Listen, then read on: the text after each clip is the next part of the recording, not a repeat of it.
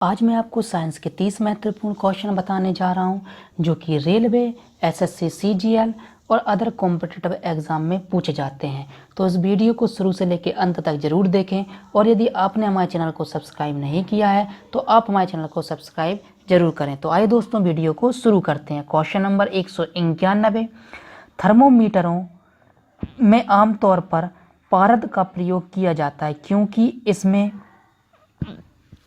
ए उच्च अधिक तरलता होती है, बी उच्च सघनता होती है, सी उच्च चालकता होती है, डी उच्च विशिष्ट ऊष्मा होती है।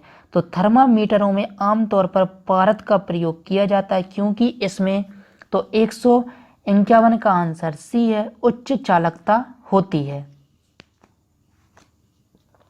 क्वेश्चन नंबर 152, अशुद्धियों के कारण द्रव का क्वथनांक बीपी ए बढ़ जाता है, बी घट जाता है, सी वहीं रहता है, डी कोई संबंध नहीं। तो 152 का आंसर ए है, बढ़ जाता है क्वथनांक। क्वेश्चन नंबर 153, एक स्वस्थ मनुष्य के शरीर का ताप होता है A 37 degree Celsius, B 37 degree Fahrenheit, C 98.4 Celsius, D 98.4 kelvin. तो एक स्वस्थ मनुष्य के शरीर का ताप होता है 153 का आंसर ए है, 37 degree Celsius. Question number 154, pressure cooker में खाना कम समय में पकता है क्योंकि ए अधिक दाब के कारण उबलते पानी का ताप कम हो जाता है, बी चारों ओर से बंद होने के कारण वायु का प्रभाव नहीं पड़ता, सी अधिक दाब के कारण उबलते पानी का ताप बढ़ जाता है, डी उपयुक्त पानी का वाष्पन बहुत कम होता है।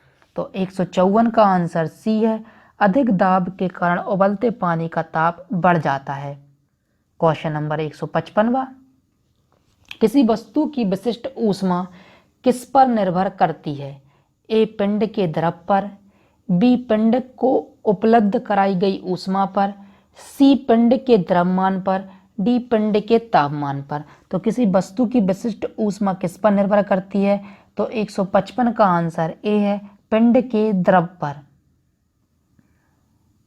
क्वेश्चन नंबर 156, गर्मियों में सफेद कपड़े पहनना आरामदेह है क्योंकि ए ये अपने ऊपर पड़ने वाली सभी ऊष्मा को परावर्तित कर देते हैं, बी ये शरीर से स्थानांतरित होने वाली सारी ऊष्मा को विकसित कर देते हैं, सी ये पसीना सोख लेते हैं, डी ये आंखों को शीतलता प्रदान करते हैं। तो 156 का आंसर ए है, ये अपने ऊपर पड़ने वाली सभी ऊष्मा को परावर्तित कर देते हैं।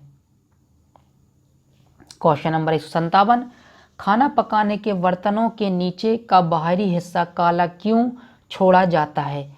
ए उसे रोजाना साफ करना मुश्किल होता है, बी काली सतह ऊष्मा की सुचालक होती है, सी काली सतह ऊष्मा की कुचालक होती है, डी काली सतह ऊष्मा की अच्छी अवशोषक होती है। तो क्वेश्चन नंबर 157 का आंसर डी है, काली सतह ऊष्मा की अच्छी अवशोषक होती है। क्वेश्चन नंबर 158, एक श्वेत और चिकनी सतह कैसी होती है? ए ताप की खराब अवशोषक और खराब परावर्तक, बी ताप की अच्छी अवशोषक तथा अच्छी परिवर्तक, सी ताप की खराब अवशोषक व अच्छी परावर्तक, डी ताप की अच्छी अवशोषक और खराब परावर्तक। तो एक श्वेत और चिकनी सतह कैसी होती है? तो 158 का आंसर सी है, ताप की खराब अवशोषक और अच्छी परावर्तक। क्वेश्चन नंबर 159, निम्न में से कौन सा कथन सही नहीं है? ए एयर कंडीशनर और एयर कूलर दोनों तापक्रम नियंत्रित करते हैं, बी एयर कंडीशनर एवं एयर कूलर दोनों आर्द्रता नियंत्रित करते हैं, सी एयर कंडीशनर आर्द्रता नियंत्रित करता है परंतु एयर कूलर आर्द्रता नियंत्रित नहीं करता, डी दोनों वायु की गति नियंत्रित करते हैं। तो 159 का आंसर सी है, एयर कंडीशनर आर्द्रता को नियंत्रित करता है परंतु एयर कूलर आर्द्रता को नियंत्रित नहीं करता। क्वेश्चन नंबर 160, एक थर्मोमीटर जो 2000 डिग्री सेल्सियस पैमाने हेतु उपयुक्त हो वह है? ए वाष्प दबाव थर्मामीटर, बी पारे का थर्मामीटर, सी पूर्ण विकर्ण पायरोमीटर, डी गैस थर्मामीटर। तो एक थर्मामीटर जो 2000 डिग्री सेल्सियस पैमाने हेतु उपयुक्त हो वह है 160 का आंसर सी है पूर्ण विकर्ण पायरोमीटर। क्वेश्चन नंबर 161वां, जब सीले बिस्कुटों को थोड़ी देर के लिए फ्रिज के अंदर रखा जाता है तो वह कुरकुरे हो जाते हैं क्योंकि ए ठंड के अतिरिक्त नमी बाहर आ जाती है, वी फ्रिज के अंदर आर्द्रता कम होती है और इसलिए अतिरिक्त नमी अवशोषित हो जाती है, सी फ्रीजर के अंदर आर्द्रता अधिक होती है और इसलिए अतिरिक्त नमी अवशोषित हो जाती है, सी फ्रिज के अंदर दाब अधिक होता है, इससे अधिक नमी बाहर आने में मदद मिलती है। तो 161 का आंसर बी है, फ्रिज के अंदर आर्द्रता कम होती है और इसलिए अतिरिक्त नमी अवशोषित हो जाती है। क्वेश्चन नंबर 162वां, शीतकाल में एक मोटी कमीज की अपेक्षा दो पतली कमीजें हमें अधिक गर्म क्यों रख सकती हैं? ए, दो पतली कमीजें अधिक मोटी हो जाती हैं अतः ऊष्मा के संचरण को रोकती हैं। बी, दो कमीजों के बीच वायु की परत सुचालक के रूप में काम करती है। सी, दो कमीजों के बीच वायु की परतरोधी के माध्यम से रूप में काम करती है। डी, ऊष्मा का विकिरण नहीं होता। तो शीतकाल में एक मोटी कमीज की अपेक्षा दो पतली कमीजें हमें अधिक गर्म क्यों रख सकती हैं? तो 162 का आंसर सी है, दो कमीजों के बीच वायु की परतरोधी के माध्यम के रूप में काम करती है। क्वेश्चन नंबर 163वां, निम्नलिखित में से किसकी ऊष्माधारिता अधिक है? ए, लोहे का टुकड़ा, बी, जल, सी, स्वर्ण का टुकड़ा, डी, बेंजीन। तो निम्नलिखित में से किसकी ऊष्माधारिता अधिक है? तो 163 का आंसर बी है, जल की। क्वेश्चन नंबर 164वां, यदि किसी स्थान के तापमान में सहसा वृद्धि होती है तो अपेक्षित आर्द्रता ए, बढ़ती है, बी, घटती है, सी, स्थिर रहती है, डी, घटती बढ़ती रहती है। तो 164 का जो आंसर है वो बी है, यानी घटती है। क्वेश्चन नंबर 165वां, सेल्सियस में माप का कौन सा तापक्रम 300 के बराबर है? A, 30 degree Celsius, B, 27 degree Celsius, C, 300 degree Celsius, D, इनमें से कोई नहीं। तो 165 का आंसर बी है, 27 डिग्री सेल्सियस। क्वेश्चन नंबर 166वां, बिना किसी ताप परिवर्तन के किसी पदार्थ को द्रव से गैस में परिवर्तित करने के लिए अपेक्षित ऊष्मा को किसकी गुप्त ऊष्मा कहा जाता है? ए, बाष्पन, बी, ऊर्ध्वपातन, सी, संघनन, डी, बाष्पीभवन। तो 166 का जो आंसर वो ए है, बाष्पन। क्वेश्चन नंबर 167वां, ब्लैक बॉडी किसकी विकिरण को अवशोषित कर सकती है? ए, केवल निम्न तरंग दैर्ध्य, बी, केवल मध्यवर्ती तरंग दैर्ध्य, सी, केवल उच्च तरंग दैर्ध्य, डी, सभी तरंग दैर्ध्य। तो 167 का आंसर सी है, केवल उच्च तरंग दैर्ध्य।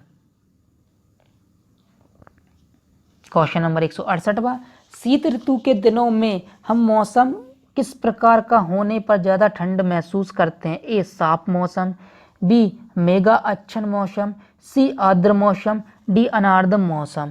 तो शीत ऋतु के दिनों में हम मौसम को किस प्रकार का होने पर ज़्यादा ठंड महसूस करते हैं? तो 168 का आंसर ए है, साफ मौसम।